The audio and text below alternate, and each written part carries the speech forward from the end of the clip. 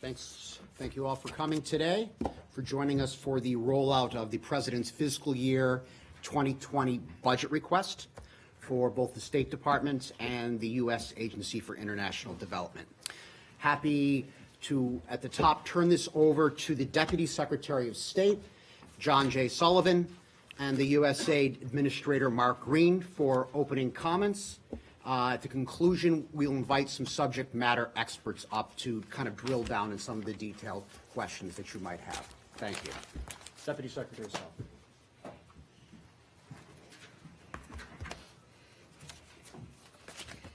Thank you, Robert, for that introduction, and I want to thank my friend and colleague, USAID Administrator Ambassador Mark Green, for joining me here today to present the fiscal year 2020 budget request for the Department of State and USAID. Before I get started, I want to say on behalf of the Department of State that we want to extend our deepest condolences to the families and loved ones of those killed in the tragic crash of Ethiopian Airlines Flight 302.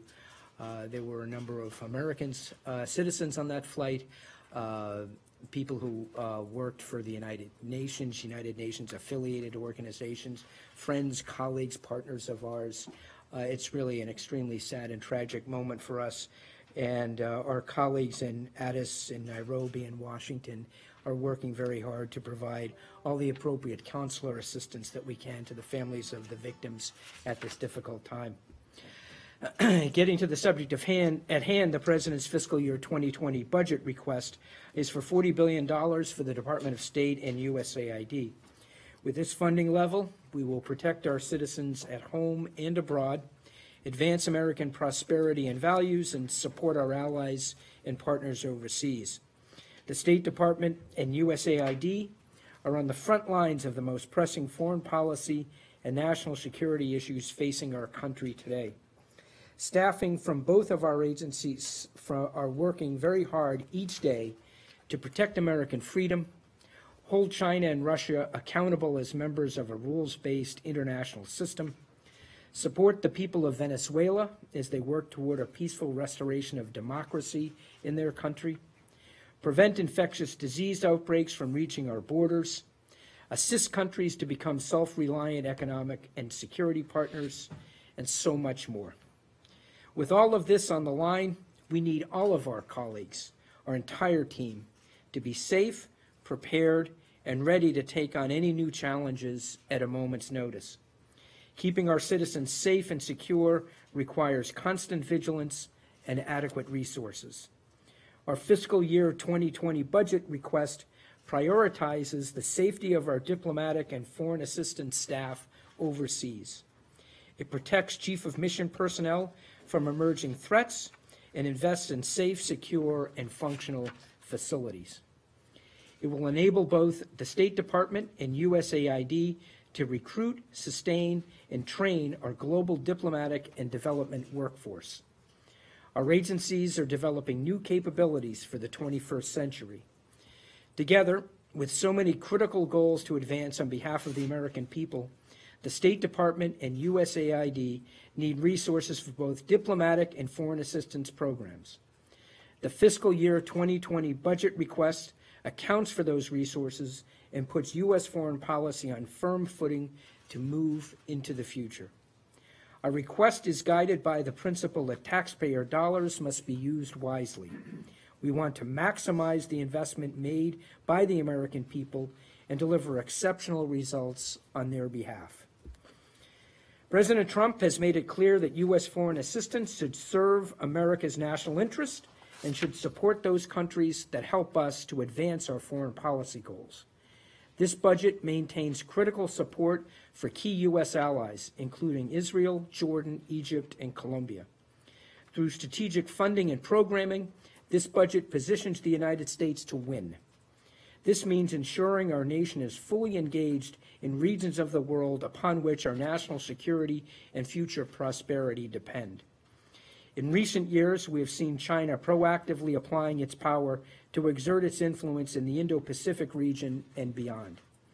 Under President Trump's leadership, the United States has taken decisive steps to respond to China's aggressive actions.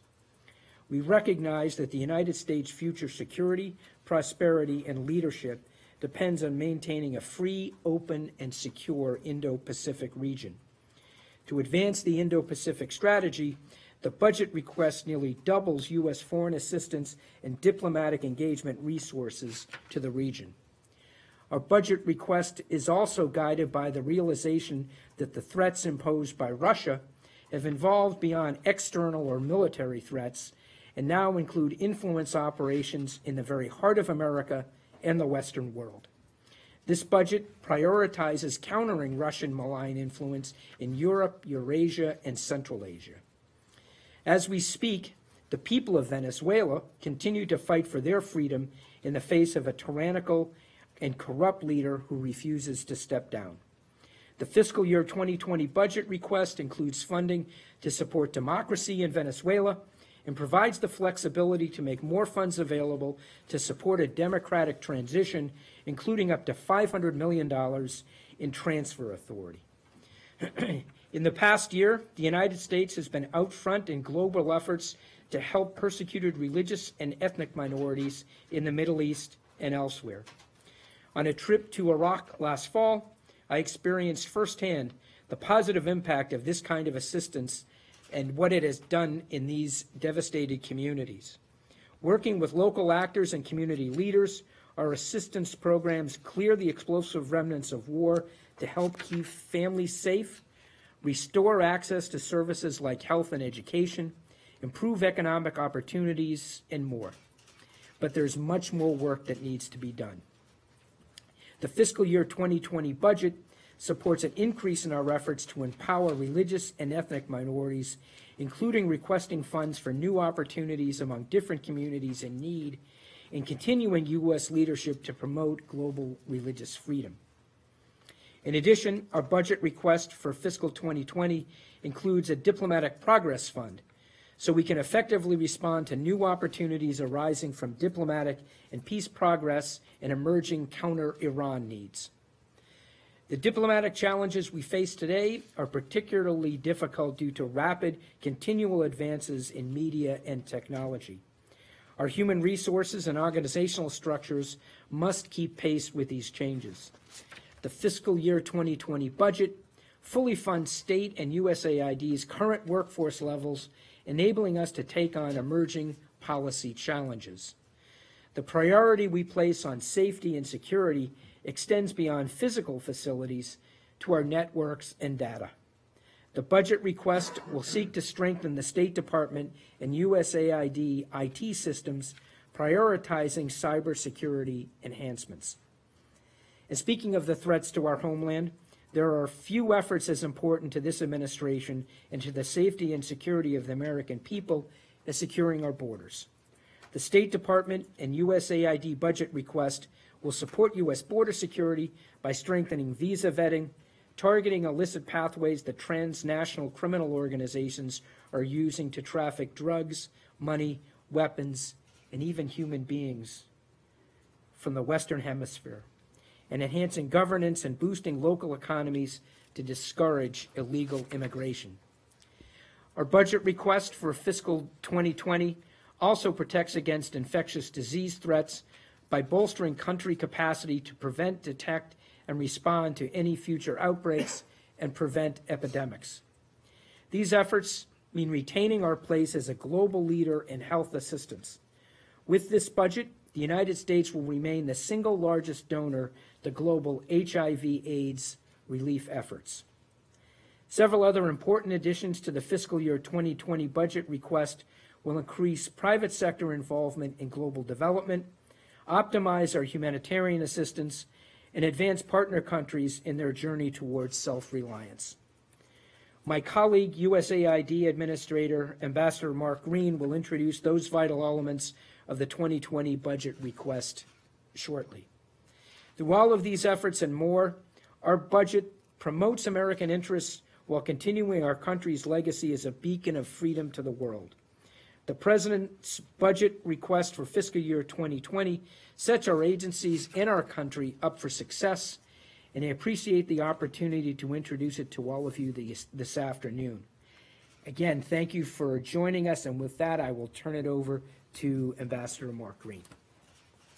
Thank you, Deputy Secretary Sullivan. John laid out well, I think, a number of the USAID and state shared priorities, so I'll keep my remarks relatively brief. But I would like to begin in joining him in expressing our sadness over the many lives lost in yesterday's Ethiopian Airlines crash. As was mentioned, we understand that it included at least 8 U.S. citizens, as well as a number of members of USAID partner organizations. As many of you know, I have really deep gratitude and admiration for the many heroes of humanitarian work. And this particular route and this particular flight was used regularly by humanitarian and development organizations in the region. People working each and every day to save lives and make the world just a little bit better place, despite the risks. Our hearts go out to all of those who lost loved ones, and our thoughts and prayers are truly with them during this difficult time. With that, on to the more mundane subject of the budget. While fiscally conservative, I believe this budget's request will support our goal of advancing countries on their journey to self-reliance. It aims to help partner countries build capacity so they can eventually take on their own development challenges. By supporting our tools aimed at reducing the reach of conflict, preventing the spread of pandemic diseases, and counteracting the drivers of violence, instability, and other security threats, this budget will also strengthen U.S. national security. It also strengthens American economic leadership by supporting our investments that expand markets for American goods, leveling the playing field for American businesses, as well as supporting more stable, more resilient, and more democratic societies. As many of you have noted in recent months, many parts of the world have seen an exponential growth of predatory financing that is dressed up as foreign assistance. This budget supports USAID's efforts to aggressively communicate the stark differences between authoritarian financing tools and the approach that we and our allied donor nations use. Our approach is true assistance. It helps partner nations build their own self-reliance in a more dynamic, private enterprise-driven future. It incentivizes reform to spur private enterprise and free markets, attract investments, and again, foster self-reliance. We also aim to help partner countries recognize the costs of alternative models, like those of China and Russia. Their approach seeks to weaken confidence in democratic and free market systems, saddle countries with unsustainable debt, lead to the forfeiture of strategic resources, and further the militaristic ambitions of those authoritarian actors. In coming weeks, we will unveil a framework that we'll use to help counter malign Kremlin influence, especially in Europe, in Eurasia, and Central Asia, and this budget supports that work. Our efforts in this regard will be made easier as the new Development Finance Corporation is stood up later in the year. It will also be made more clear as the Trump administration accelerates our partnerships in the Indo-Pacific. I firmly agree with the Deputy Secretary that our security and prosperity at home is closely tied to a stable and free Indo-Pacific region. Working with state and others, our strategic investments will promote open, transparent, and citizen-responsive governance across that Indo-Pacific region. A third way we will be able to sharply contrast our approach is through the administration's efforts to promote inclusive economic growth, especially as it relates to full economic participation by women around the world. The National Security Strategy clearly identifies women's empowerment as a priority integral to economic prosperity and global stability. Last month, the President signed a presidential security memorandum decisively linking the ability of women to participate fully and freely in the economy with greater peace and prosperity across the world. We have also officially launched the Women's Global Development and Prosperity Initiative, known as WGDP, which aims to economically empower 50 million women in developing countries by the year 2025. The WGDP Fund, established at USAID, included an initial commitment of $50 million US funds from fiscal year 18. Support is being doubled in this budget proposal to $100 million for the fund to support workforce development and skills training, greater access to capital, and changes to the enabling environment so that around the world, women all have the opportunity to reach their full economic potential. As you all know, USAID is not only our lead agency in development assistance, but we are known around the world for our humanitarian assistance and crisis response as well. The U.S. will continue its role as the world leader in humanitarian assistance, but will also call on others to do their part, and will work relentlessly to assure that assistance is delivered as effectively and as efficiently as possible. The consolidation of our overseas humanitarian assistance program funding within our new Bureau for Humanitarian Assistance supports the administration's commitment to optimize humanitarian investments by leveraging the strengths at both state and USAID. Nowhere is America's leadership in humanitarian assistance more important, or quite frankly, more timely, than in our continued response to the man-made, regime-driven crisis in Venezuela. The Department of State and USAID are committed to providing support to those affected by the ongoing humanitarian crisis. We are also both dedicated to supporting a future democratic transition for the people of Venezuela. We vow to stand with them as they fight for a government that represents their interests and is responsive to their needs. This budget significantly expands our investments in another kind of freedom, as the Deputy Secretary mentioned, the freedom of religion. In particular, we will continue our important assistance to those religious and ethnic minorities in the Middle East whom ISIS sought to extinguish. Finally, the 2020 budget aligns closely with and supports the implementation of USAID's internal reform initiative, or transformation. This will allow us to strengthen our core capabilities, increase our efficiency, and ultimately reduce costs. We're creating an agency that is capable of leveraging our influence and authority and available resources to transform the way that humanitarian and development assistance are provided. And alongside the rest of the world, we will work hard and forcefully to meet the daunting challenges that we all face. While the funding generously provided by Congress is never enough to meet every demand and every need in the world, we will ensure that USAID remains the world's premier international development agency and continues the work we do each day and every day to protect America's future security and prosperity. And thank you for the honor of being able to be with you today. Thank you. Thank you, Administrator Green, Deputy Secretary Sullivan. Wait, wait. You're not going to take questions? Yeah, we're inviting experts up now. I'd rather ask a general question. What's the general question?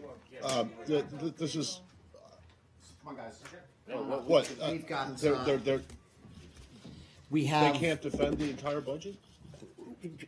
we have folks that can do that just now, right now, right before you. And we have three subject matter experts. Eric Euland, who is our Director, Office of U.S. Foreign Assistance from the State Department. We've got Doug Pitkin, who is our Director for the Bureau of Budget and Planning from the State Department, and from USAID, Tricia Schmidt, who is our Director, Office of Budget and Resource Management. They're more than capable of answering your questions. Please. Well, right, I was just hoping that the deputy or the administrator would be. And they yes, All right. here we go. So so it's open for Please, questions? go Okay. ahead. So this is the third year in a row, the third time this administration has gone to Congress with a proposal that would slash the funding for this, for diplomacy and development by roughly 25%, even more the first time around. Congress has soundly rejected those proposals the last two times, and those two times the party of the administration controlled both houses of Congress. This year it's a little bit different. The chairman of the House Foreign Affairs Committee has just said that this budget proposal is dead on arrival. It's a 24% cut. So I'm wondering, given the fact that you can't possibly think that Congress is going to go along with this and that you're going and that these cuts are going to happen. In fact, you may end up getting more than you didn't want last year. How do you argue against people who say that repeatedly bringing these massive cuts to the Hill doesn't mean that the administration isn't trying to gut diplomacy and development, gut the State Department, gut USAID, and really doesn't have any regard for the institution? I'd say twofold. First off, it's important to look at this request in the context of the administration's overall approach to non-defense discretionary spending, which, as they made clear, is not sustainable given the U.S.'s current fiscal picture. And so this is part of an overall effort to constrain or reduce non-defense spending by about 5% starting now and continue that path for the next 15 years to try to get our overall fiscal picture in some semblance of order, while still prioritizing some things like defense, border security, veterans, and some other programs that OMB will speak to shortly. So I think it has to be looked at that context. It also sets priorities in terms of what programs the administration and the department believes should be prioritized for funding in the context of that constraint. And so there are certainly things that, relative to the last two requests, we've made new investments proposed to sustain. So the last two budgets, for example, include reductions to state NAD personnel. This budget does not propose that. This budget sustains and enables new investments in the personnel workforce of both agencies. It continues to prioritize the security and safety of our diplomatic presence overseas and does target selected initiatives such as the Global Engagement Center for additional resources. But otherwise, you're right. It does contain some reductions in some programs and efforts that the administration, as outlined in last year, and I'm sure to be this year, major savings volume, it believes are either a lower priority or perhaps are not the best use of taxpayer dollars. An example of that is continuing to request lower amounts for contributions to international organizations than Congress has provided as an effort to try to drive greater burden sharing among those organizations. And so there are some themes that will be continuous over this 3-year period. But we recognize this is a back and forth with Congress, and just because Congress has not taken up some of the reductions that were proposed over the last 2 years does not change the administration's position. They haven't taken up any of them. And if you want to reduce the overall budget by 5%, why does state and USAID have to take an almost 25% cut, not a 5% cut? I mean, it's two factors. One is they make the budget is decided both on specific programs, so it looks at specific programs like the contributions I mentioned and proposes a lower amount based upon the merits of those investments relative to other domestic priorities. And also, again, because there are going to be investments as OMB will roll out in other non-defense programs, there are going to be offsets in other parts of the budget. Well, it just sounds to me like you can't make a case against the argument that critics of this will make, which is that you cannot make a case that you're not trying to gut diplomacy and development. That sounds like what your answer is. I would not. I would actually. We would argue this does support diplomacy and development, just at a different set of priorities with lower spending on some programs. Bloomberg. Hi, Nick Waters with Bloomberg. Can you explain the message you're trying to send by fully eliminating the item for international disaster relief and also cutting migration and refugee assistance by $2.5 billion? So what's the specific message with the decision? I mean, recognizing, as Matt says, that this won't be acted on, what message are you trying to send specifically by essentially eliminating those two items?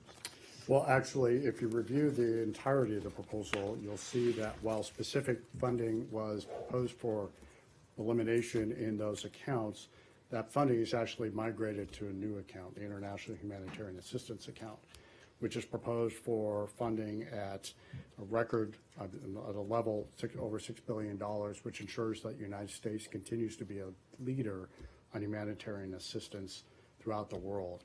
The budget will recommend a series of potential changes for Congress's consideration in the structure and delivery of humanitarian assistance. And so as you review the details of the volume, you'll see that the President's commission from June 2018, where they discussed potentiality of optimizing humanitarian assistance delivery, is reflected in this budget proposal. So the 20 request consolidates all overseas humanitarian assistance from the International Disaster Assistance and migration and refugee assistance accounts into this new single flexible account, the IHA. The IHA is administered by the Administrator of USAID under the authority of the Secretary of State. This new account and organizational structure will enable the U.S. government to respond seamlessly to ongoing as well as new humanitarian needs, the most vulnerable displaced people in the world, and other affected populations.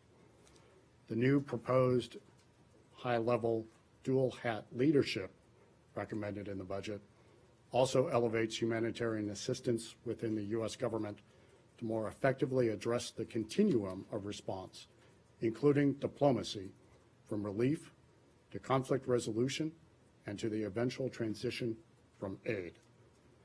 The request restructures our overseas humanitarian programming to enable the United States to respond seamlessly to evolving humanitarian needs, achieve optimal UN reforms, and induce other donors to do their fair share while resolving ongoing crises. Can I just ask a follow-up on that? Sure, go ahead.